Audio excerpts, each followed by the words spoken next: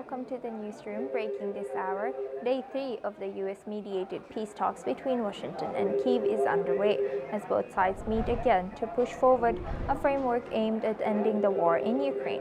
Discussions on day 3 will continue to focus on post-war security arrangements, long-term deterrence, and Ukraine's future reconstruction, with officials saying progress now depends heavily on Russia's response. On day 1 and day 2, senior U.S. envoys met the Ukrainian delegation to revise a U.S.-drafted peace plan and develop a security framework for post-war Ukraine.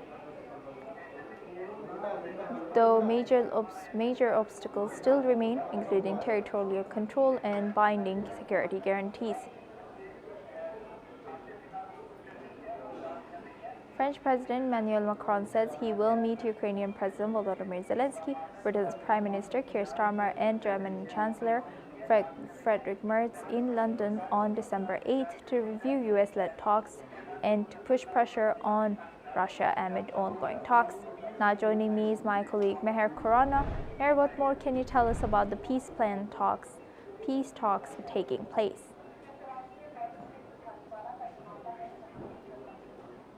Peace talks between US and Ukraine have just begun, and updates from day 2, I'll just go through them. So on day 1 and day 2, US Special Envoy Steve Witkoff met with the Ukrainian head of delegations that is led by Rostov Umarov, and he was also joined by US President Donald Trump's son-in-law Jared Kushner. Now the main discussions, the top focus was on revising the Trump's proposed peace plan that earlier composed of 28 points, but that peace plan was criticized as being too favorable towards Russia.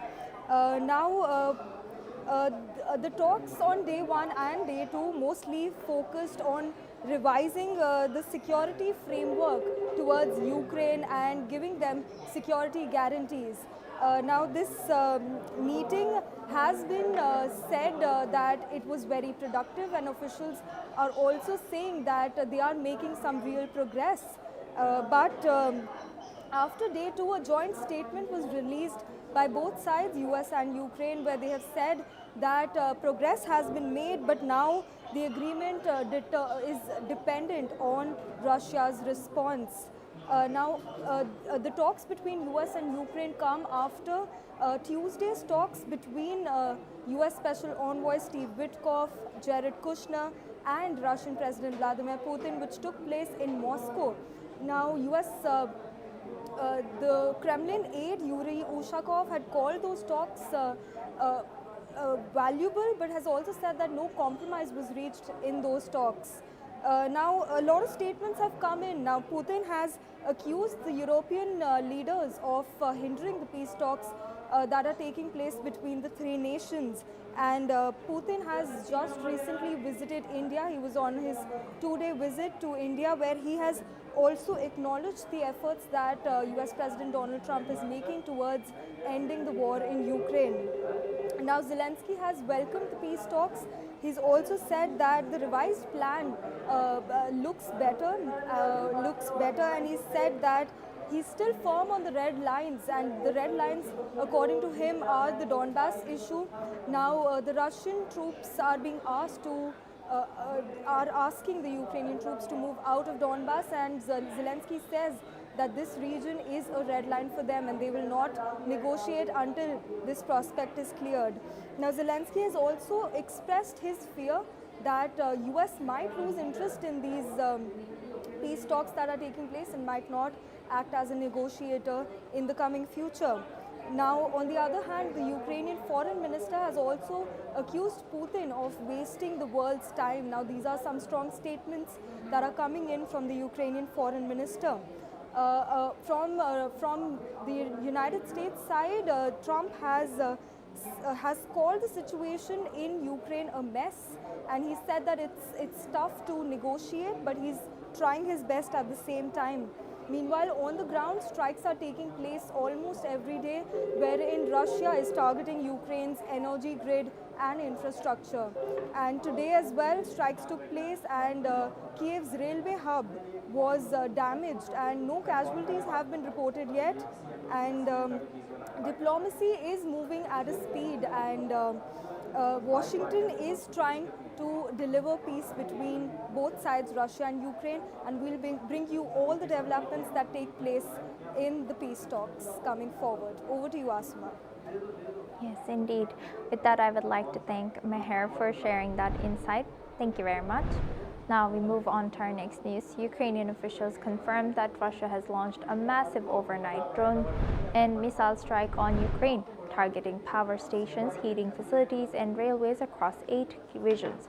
The attacks damaged a railway hub near Kyiv, destroying depots and carriages, though no casualties were reported. According to Ukrainian reports, incoming weapons, downing 585 drones and 30 missiles out of 653 drones and 51 missiles launched. Critical energy infrastructure in Chernihiv, Zaporizhia, Lviv, Dnipropetrovsk, and Odessa regions was hit, leaving thousands without electricity, heat, or water. Port facilities in Odessa also lost power, forcing operators to rely on backup generators. Ukrainian Foreign Minister Andriy Sybiha has condemned the strikes as attacks on civilian infrastructure, stressing that no measures to strengthen Ukraine should be delayed. Emergency repair teams are working to restore services safely, while several suburban train services near Kyiv and Chernihiv remain cancelled due to the damage. Let's listen into the CEO of Ukraine State Railway Company. Влучання були безпосередньо по вокзалу. Влучання було по приміському депо. Це навіть не депо, де обслуговуються електропоїзди, чи це не депо, де обслуговуються локомотиви, це депо, де обслуговуються електропоїзди. Електрички по-простому виключно сполучення приміське, яке Київ і Київська область сполучають між собою. Також було влучання підступне по диспетчерському нашому центру. Руйнування будівель, ви бачите, вони критичні, але я впевнений, що ми відбудуємо, будуть модульні конструкції, далі буде сучасний, відновлено вокзал, але ми зараз не про велике якесь відновлення, сьогодні важливо прагматично створити умови для людей. Ukrainian President Volodymyr Zelensky honored troops and families on Ukraine's Armed Forces Day in Kyiv. He has presented posthumous awards to families of fallen soldiers and recognized serving personnel for their bravery. Zelensky has also visited a hospital, congratulating wounded soldiers and medics, thanking them for their service and wishing them a speedy recovery. Military leaders, including Defense Minister Denis Shmyhal and Armed Forces Commander Alexander Syrsky, has joined the ceremony as soldiers observed a moment of silence to honor the fallen. Let's listen in. Що просто немає нікого у світі, хто міг би дозволити собі не зважати на нас, на нашу державу.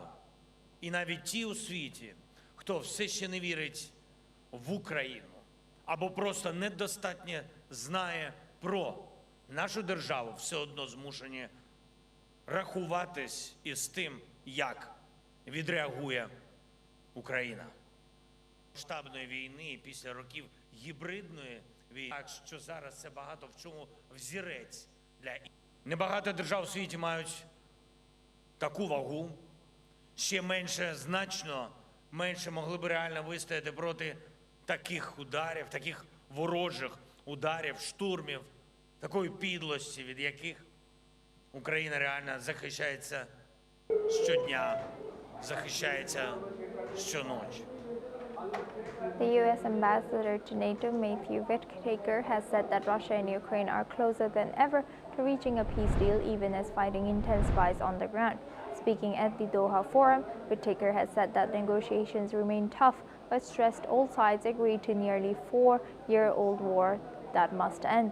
He has acknowledged that U.S. brokered talks this week failed to deliver a breakthrough, but also said that the diplomatic efforts continue across multiple tracks, including NATO, the European Union, and direct U.S.-Ukraine discussions. Whittaker has emphasized that the peace talks involve complex negotiations that require patience and coordination among allies. He has also highlighted the role of U.S. partners such as Qatar, calling it a key non-NATO ally and an important security partner. Meanwhile, the conflict continues to escalate, with Russia stepping up attacks in Ukraine's energy infrastructure as winter deepens. Power stations and rail hubs remain primary targets, underscoring the urgency of diplomatic efforts to end the war. Let's listen in to the U.S. Ambassador to NATO, Matthew Whittaker. I feel good about where we are, but could we be better? Sure. Could we be even ready, more ready than we are now? Yes. I've said this before. Russia is very reckless, and ultimately you can't predict what they will do. The hybrid threats and activities have been, well documented, and so we just need to continue to get stronger and to make sure that we don't demonstrate an inch of weakness, because we're not weak. NATO is not only strong now, but as we continue to implement the 5% commitment from The Hague, I think we're going to be, really not only the strongest alliance in the history of the planet, but really a dramatic force to be reckoned with. We're closer than we've ever been to peace, and this is, as President Trump has said, this is a tough situation to get to the right spot, and ultimately, this war needs to end. It's been going on for almost 4 years with millions of casualties. Now we move on to our next news. Germany's Foreign Minister Johann Wadephul has said that Berlin does not need external advice on how to run its own domestic affairs. Speaking in Berlin, he has made it clear that issues like freedom of expression and how German society is organized are guided only by Germany's constitution, not by comments from the US. His remarks came after the new US national security strategy criticized Europe and warned of civilizational erasure. Let's have a look at what Minister Wadephul has shared.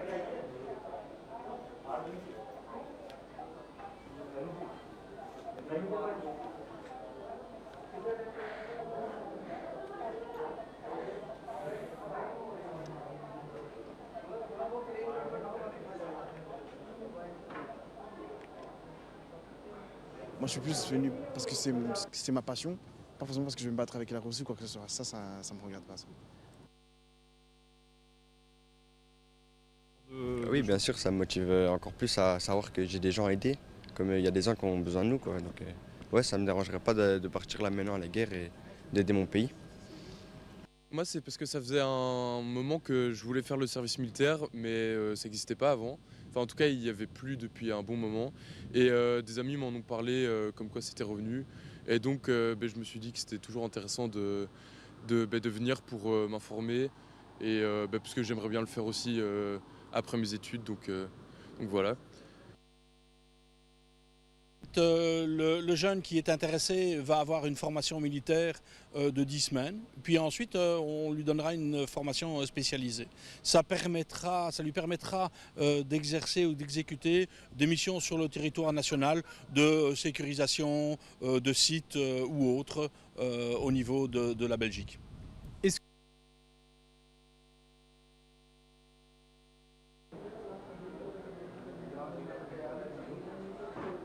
Now we move on to Syria. Syrian President Ahmad al-Shara, speaking at the Doha Forum in Qatar, denied claims of harming civilians, stating that he had never killed a civilian. Shara, who has fought in Syria for over 2 decades, emphasized that he has always fought with honor. He has also discussed Syria's current situation, claiming the country is experiencing its best conditions, although he has said that it is not yet ready for parliamentary elections. Regarding Israel's concerns over southern Syria, Shara has stated that the Syrian army and security forces are crucial for protecting the region, adding that negotiations involving the U.S. are ongoing for an Israeli withdrawal to pre-December to the December 8th positions. Let's listen in. 25 سنة أصبح لدى الناس وعي بمعنى كلمة إرهابي ومن يستحق هذه الكلمة بالضبط.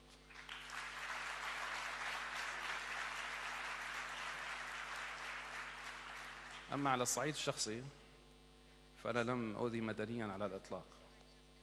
قاتلت في جبهات متعددة، وأنا قاتلت بنحو أكثر من 20 سنة، وقاتلت بشرف، بل بالعكس تماما. كنت أواجه المخاطر وأعرض نفسي للخطر أنا وكل من معي كي لا يتعرض المدني.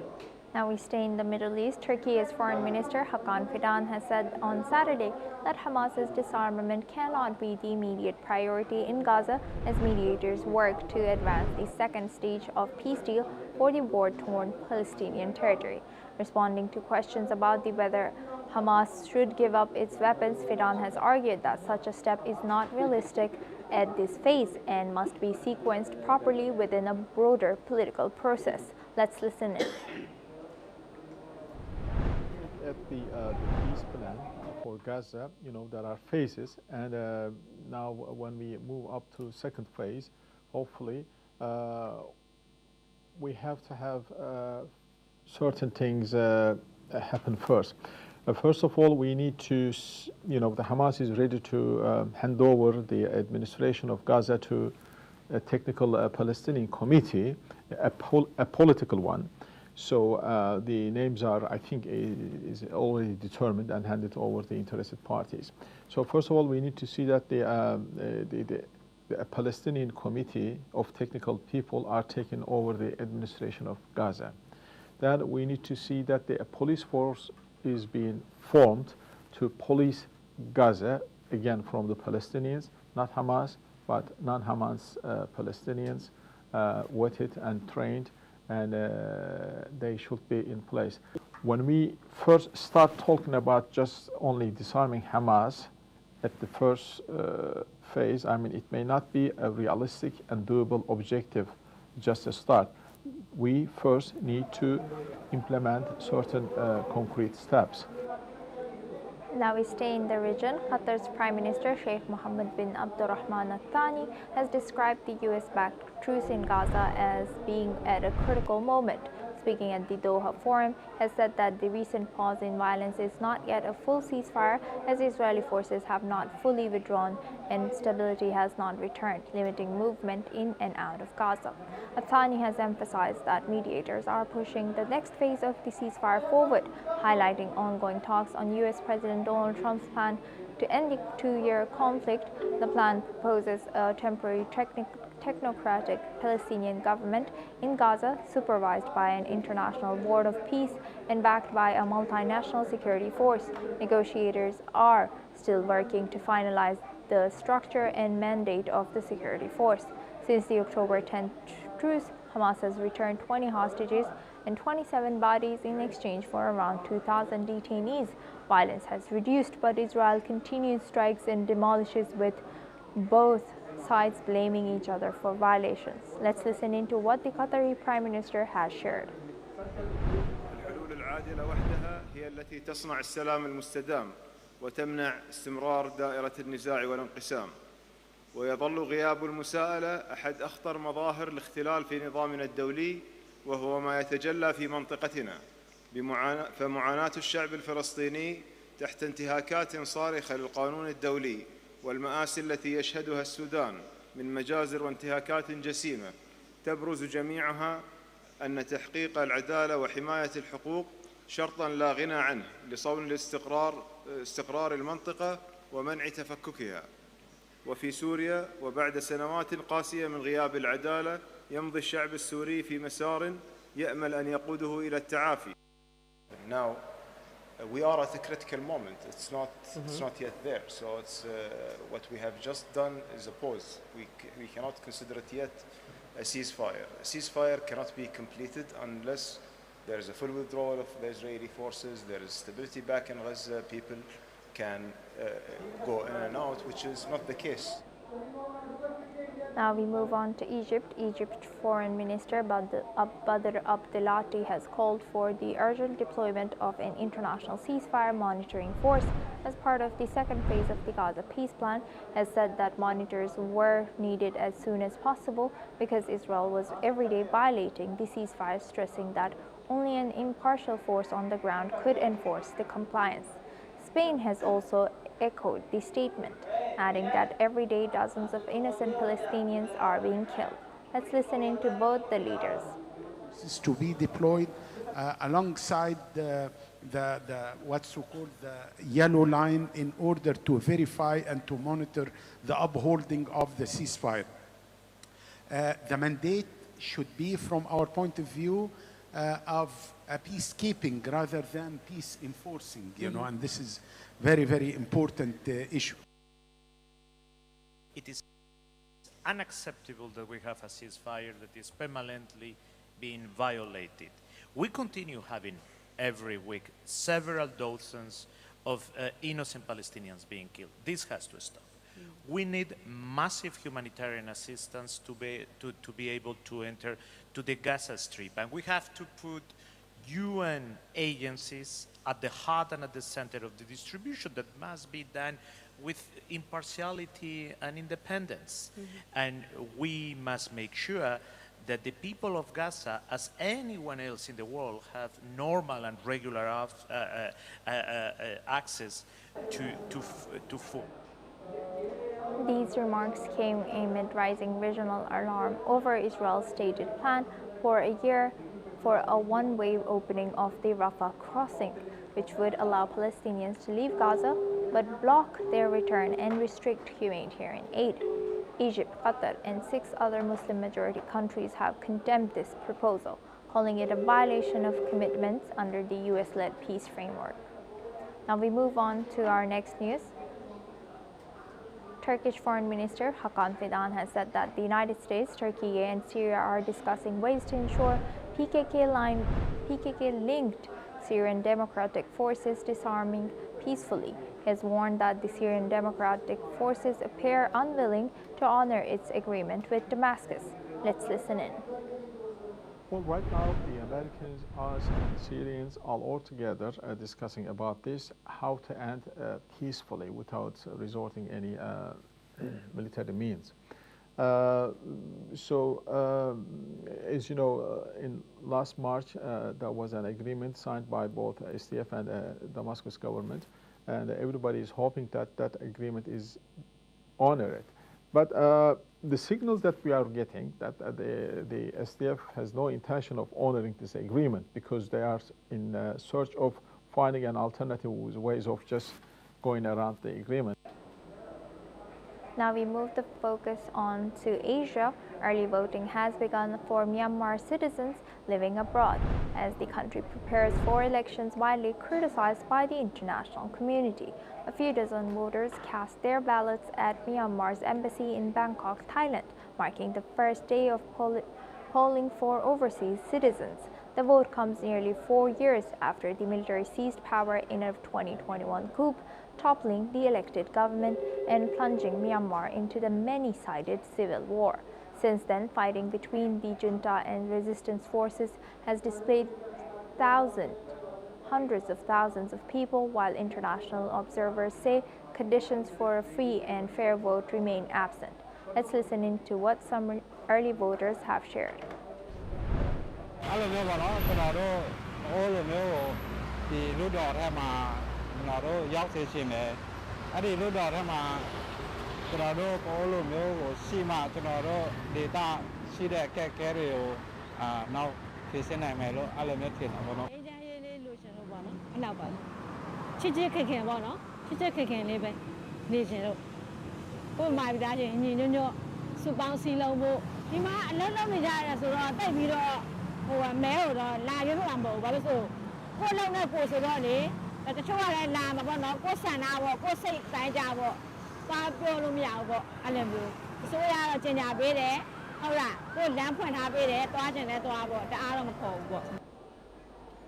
Now we move on to our next news. Microsoft founder Bill Gates has said that artificial intelligence could help Africa become a significant net food exporter. Speaking at the Doha Forum in Qatar, Gates has explained that AI tools could help revolutionize farming on the continent. As pointed out, an average farm in Africa has only 20% of productivity of a farm in wealthy nations, calling this disparity unacceptable. Gates believes AI advisors could provide farmers with insights on soil health, seed varieties and livestock management, dramatically improving the yields.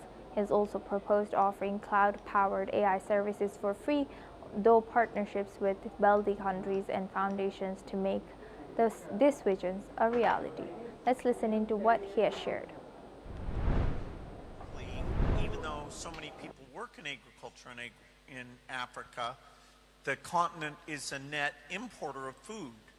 And it faces headwinds in the agricultural sector in that you've got very high population growth, you have degraded soils, and you have the impacts of climate change. And so it might be surprising that I believe that if we innovate by empowering those farmers, giving them an AI that's giving them advice, giving them understanding about their soils and how to improve those soils, giving them new seeds, giving them new livestock, that the opportunity for that sector is to more than overcome those headwinds and turn this into the primary area of economic growth and make Africa not only self-sufficient to help solve some of the malnutrition problems, but also a significant net food export. With that, it's a wrap on the newsroom. Keep watching NewsX World for more breaking updates.